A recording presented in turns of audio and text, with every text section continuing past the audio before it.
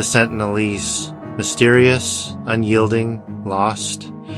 Ever since I was a boy, poring over maps and National Geographic, they called to me, a primal pull urging me to bring God's light to the darkest corner of the world.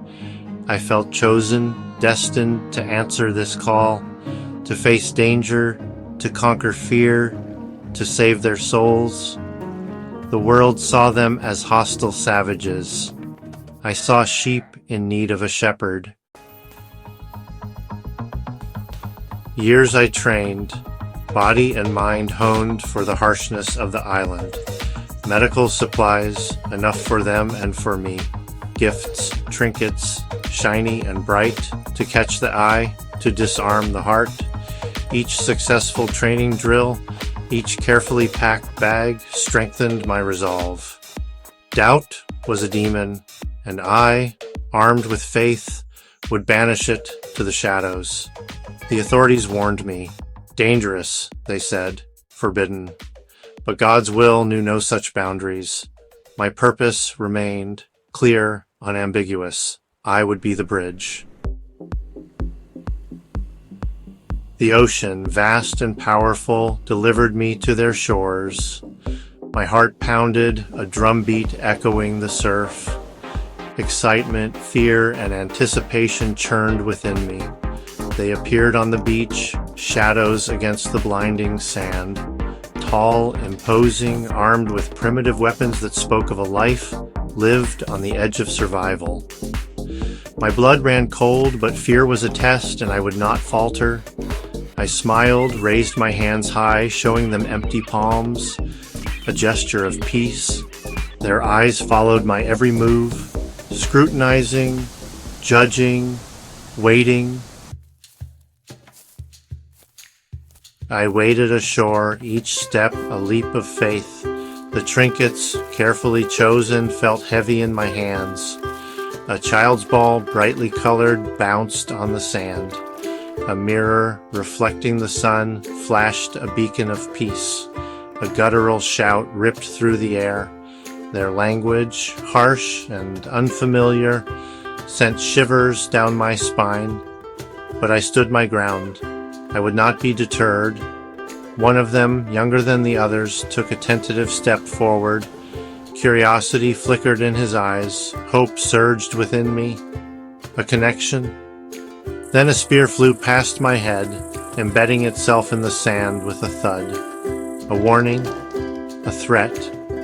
My heart pounded against my ribs, a frantic bird in a cage. Fear, raw and primal, propelled me back to the water. The gifts lay scattered on the beach, a pathetic offering in the face of their hostility. Back on the boat, the ocean felt less like a barrier and more like a vast chasm separating me from the world I knew. Doubt crept in, insidious and cold. Had I misinterpreted God's call? Was their isolation a sign, a warning to be heeded, not challenged? The sun beat down on me, relentless and unforgiving. Sleep eluded me. The events of the day replayed in my mind, a torturous loop. I prayed for guidance, for strength, for a sign. But the only answer was the relentless crashing of the waves against the hull of my boat.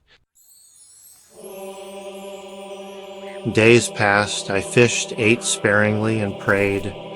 The words of the Bible echoed in my mind, offering solace and purpose. Go ye therefore and teach all nations. Their souls needed saving, even if they did not know it. Fear, I told myself, was a tool of the devil, a weapon to keep them trapped in darkness. I would return, I would show them God's love, even if it meant risking my own life. This was my purpose, my burden, my salvation.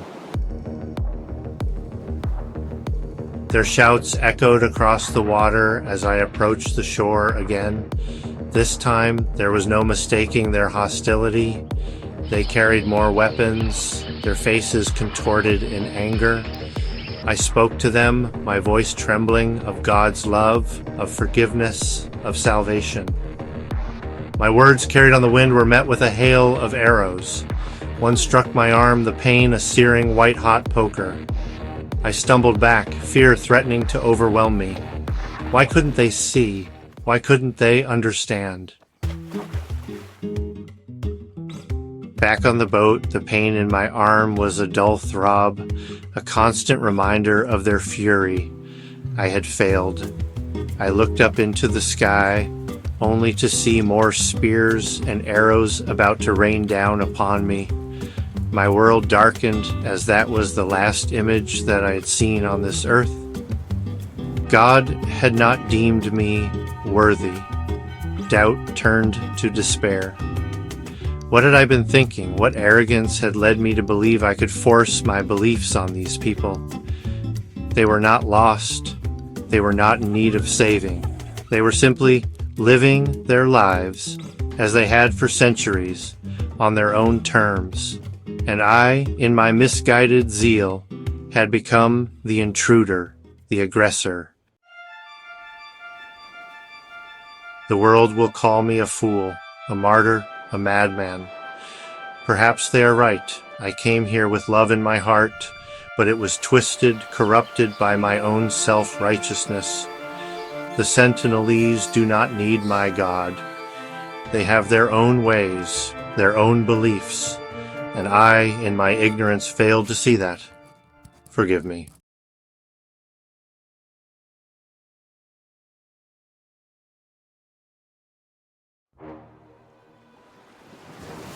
The choppy waves crashed against the hull of the boat.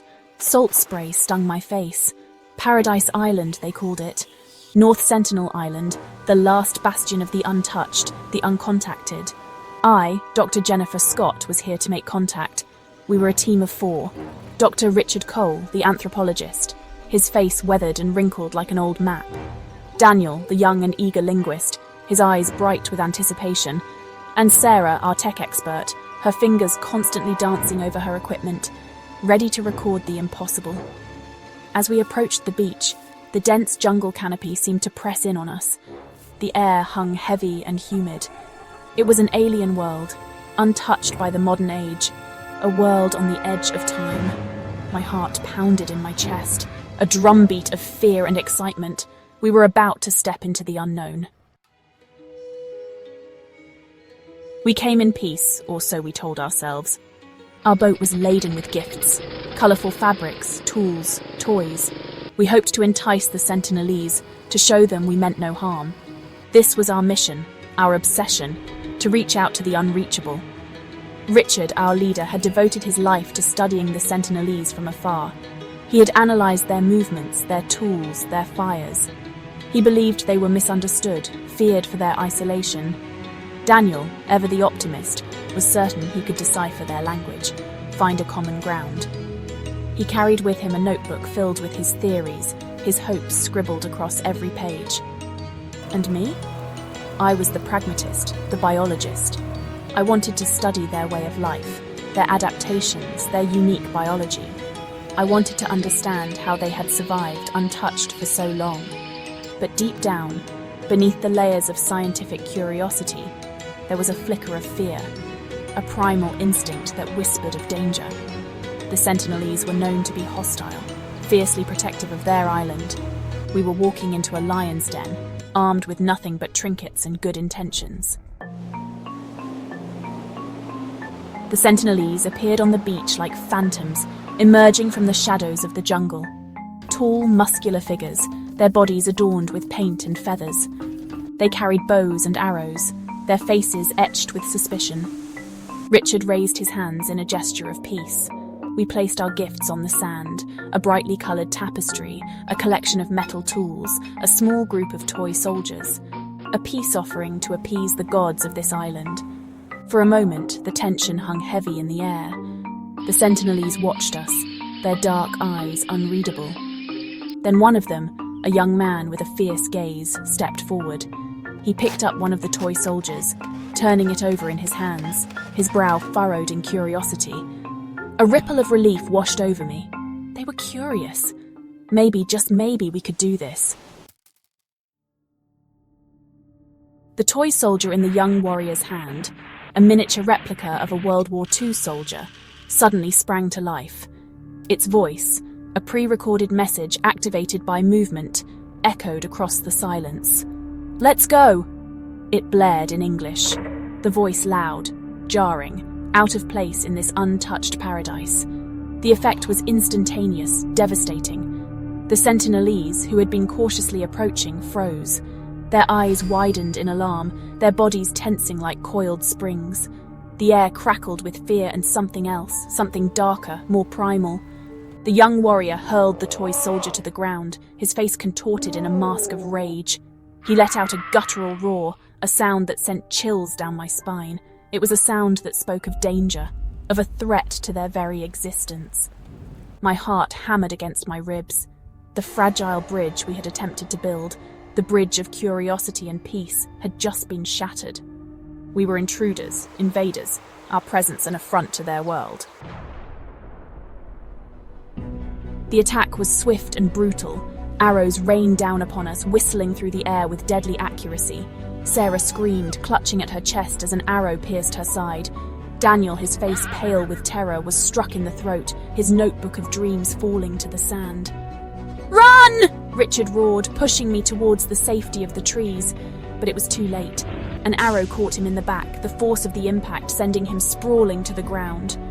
I stumbled, my legs heavy with fear, my mind reeling from the sudden, savage violence. The air was thick with the smell of blood and the terrified screams of my colleagues. I was alone, completely alone, in a nightmare. Strong hands grabbed me from behind, pulling me into the suffocating embrace of the jungle. I struggled, kicking and screaming, but it was no use. I was outnumbered, overpowered, a fly caught in a spiderweb. They dragged me through the dense undergrowth, thorns ripping at my skin, the air heavy with the scent of rotting vegetation and unknown dangers. I caught glimpses of painted faces, their eyes burning with a cold, primal fury that chilled me to the bone. My mind raced, desperately searching for a way out, an explanation, a miracle. But there was nothing, only the crushing reality of my situation. I was their prisoner, a specimen to be studied, a sacrifice to their gods. The jungle opened up to reveal a clearing. In the center stood a crude cage woven from thick bamboo. They threw me inside, the impact knocking the breath from my lungs. I lay there, bruised and terrified, staring up at the alien sky through the bars of my prison. The days that followed were a blur of terror and despair. They kept me in the bamboo cage, bringing me scraps of food, strange roots, unfamiliar fruits. I ate what I could, my stomach churning with fear and disgust. Through the gaps in the bamboo, I could see the Sentinelese going about their daily lives. They hunted, they gathered, they laughed, their dark eyes never meeting mine. I was a ghost, a spectre, an object of fascination and fear.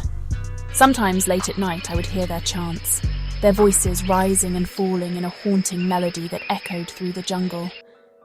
I didn't understand their words, but their tone was unmistakable. It was the sound of celebration, of victory, of a sacrifice about to be made.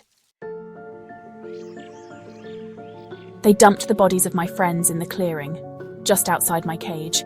Richard, Daniel, Sarah. Their eyes stared vacantly at the sky, their skin pale and lifeless. Flies buzzed around their wounds, their once vibrant clothes stained with blood and dirt.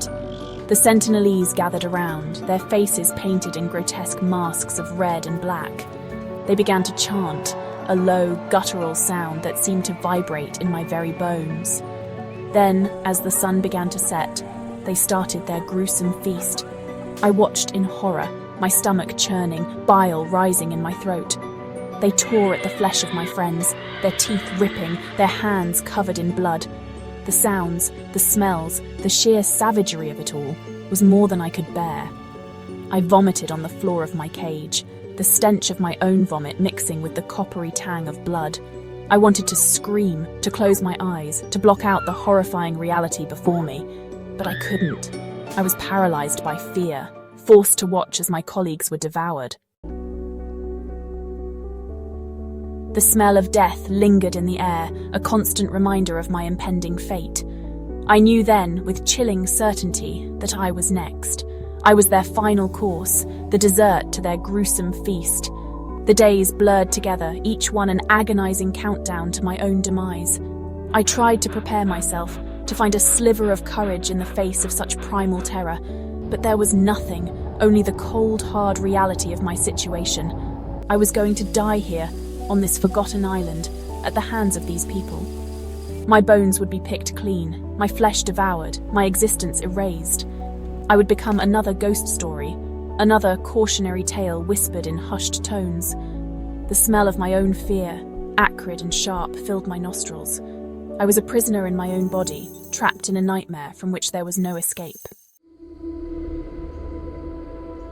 They came for me at dawn. The sky was a blaze of orange and red, a beautiful backdrop to my final moments on Earth. They opened the cage, their eyes cold and calculating, their hands reaching for me with a hunger that chilled me to the bone. I didn't fight. What was the point? This was my destiny, the final act in a tragedy of my own making. I closed my eyes, welcoming the oblivion that awaited me. I embraced the darkness, the unknown, the terrifying embrace of the void. The last thing I remember is the feel of their hands on my skin, their touch cold and alien, and then silence.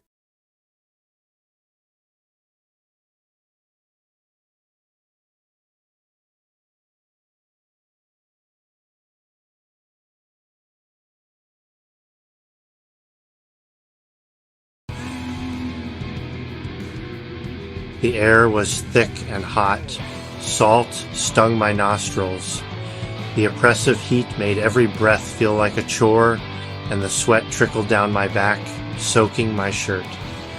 The ocean stretched endlessly before us, a vast expanse of blue under the relentless sun. Pandit and I were out. Too far? I knew it.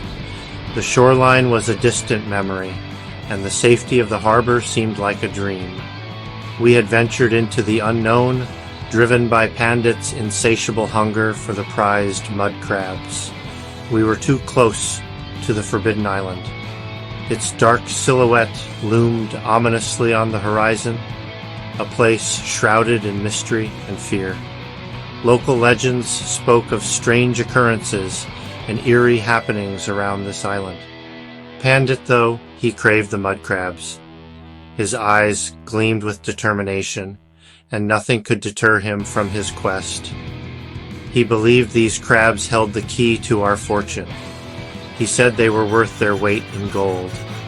The market back home would pay handsomely for them, and Pandit was willing to risk everything for a chance at that reward. The sun beat down on our necks.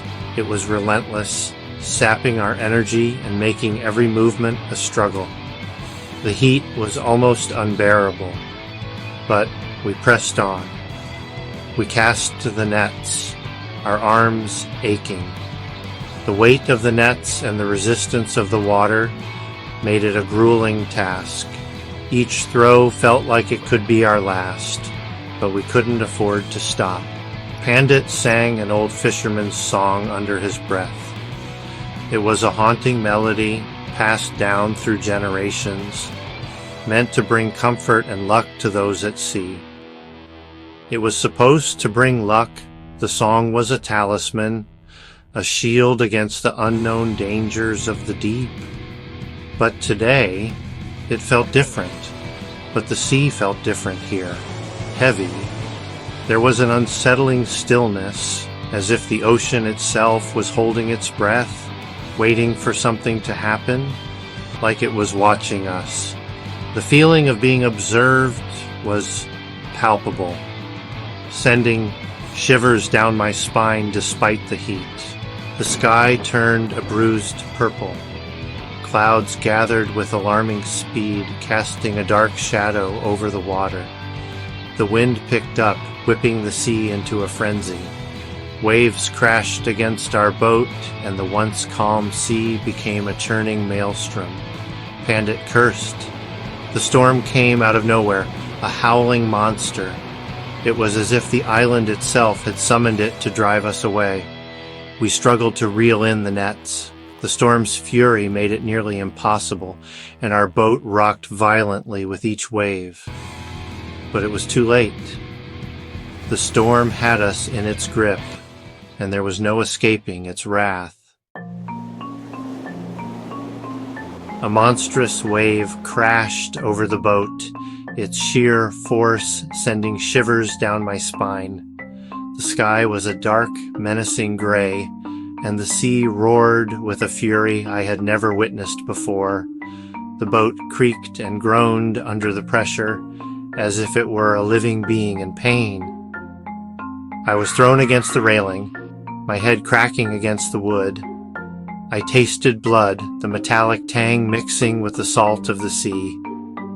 My vision blurred, but I could still make out the chaos around me.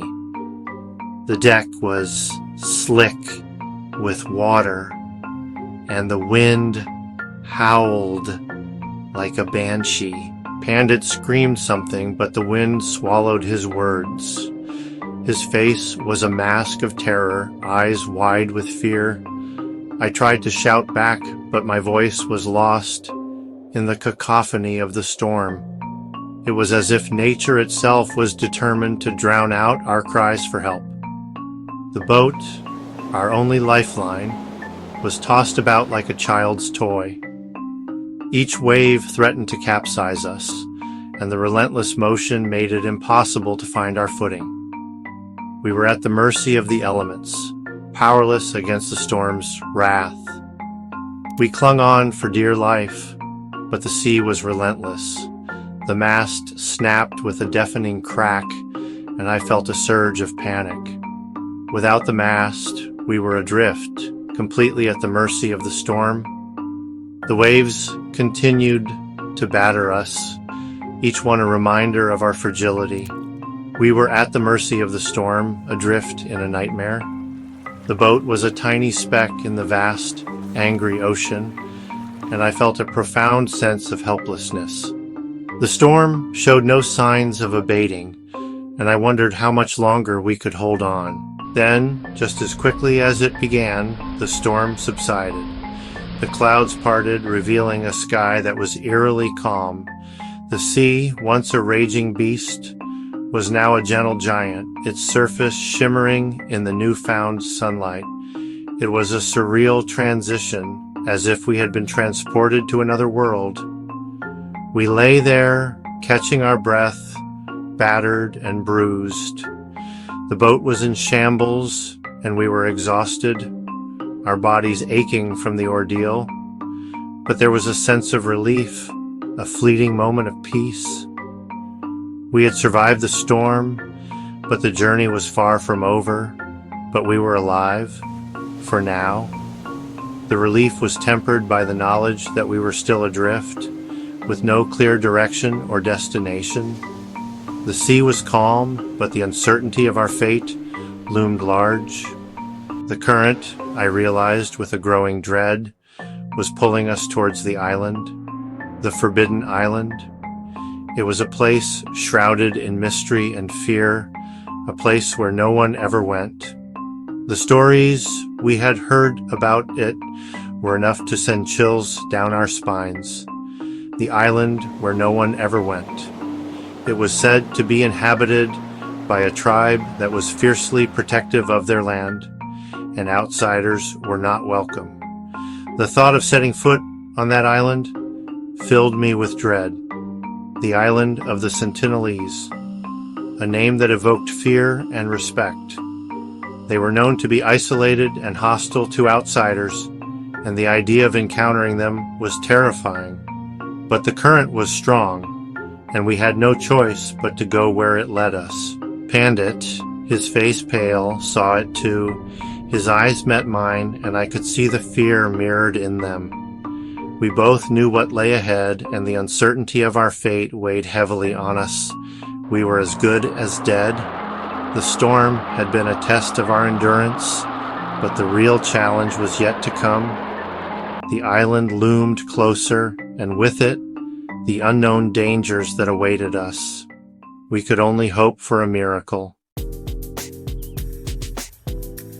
The island loomed closer, a dark wall of tangled jungle against the setting sun.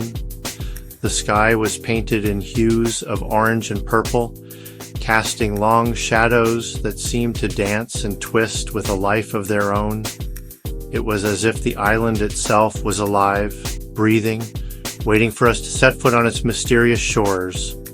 An unnatural silence hung in the air, broken only by the gentle lapping of waves against the hull. The usual sounds of the sea were absent, replaced by an eerie stillness that made the hairs on the back of my neck stand up.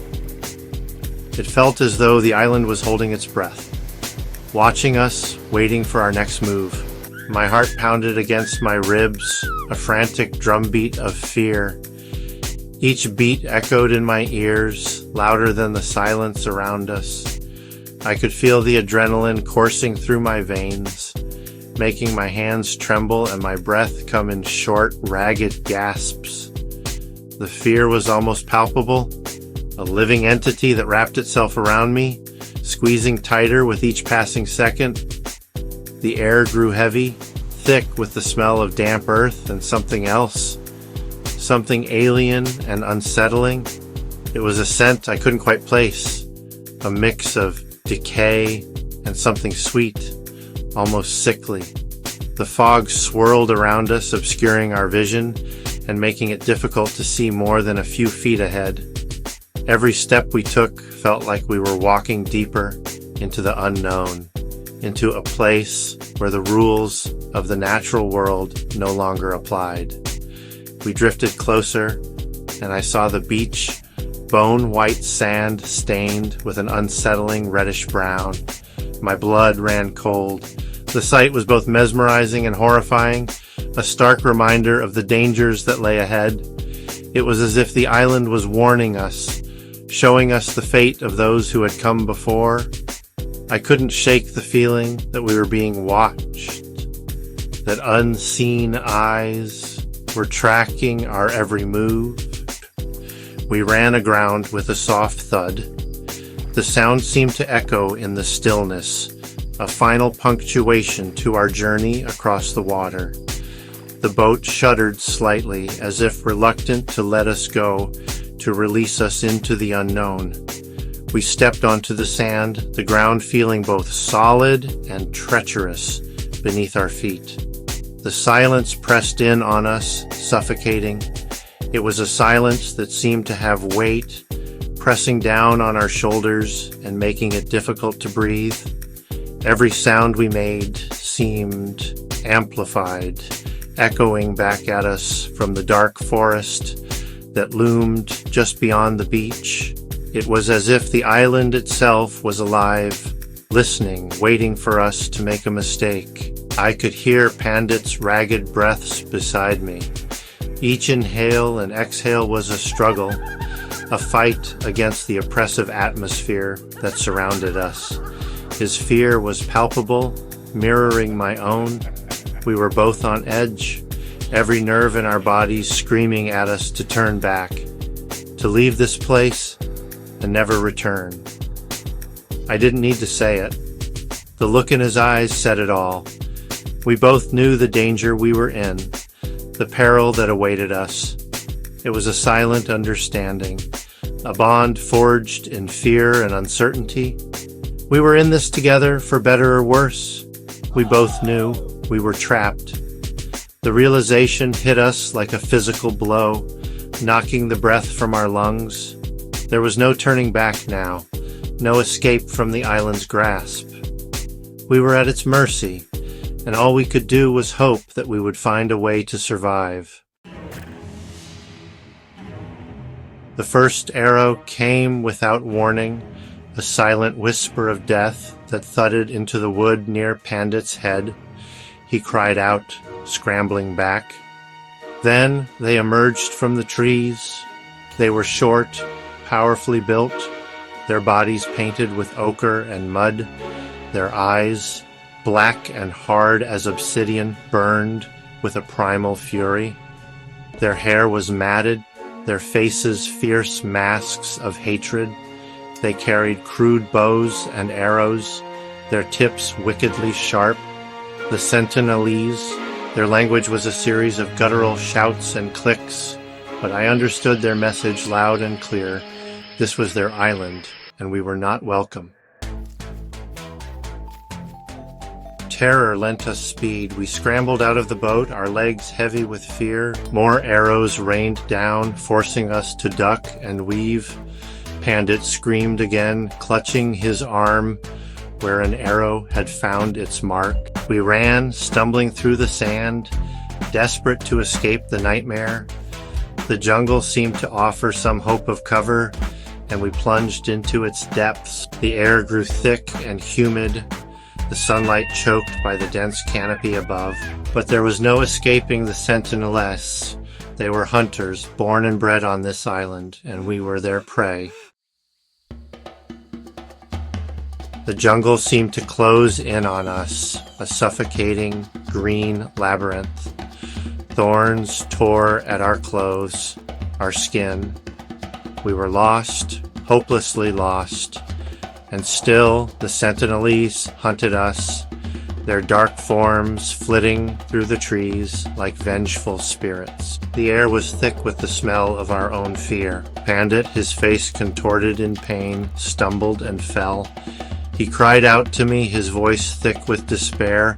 I couldn't leave him, but I knew with a sickening certainty that we were doomed. There was no escape from this island, from the fury of the Sentineles. I tried to hoist Pandit up, but he was too weak. Blood stained his shirt a gruesome crimson. Another arrow whistled past my ear, burying itself in a tree trunk with a sickening thud.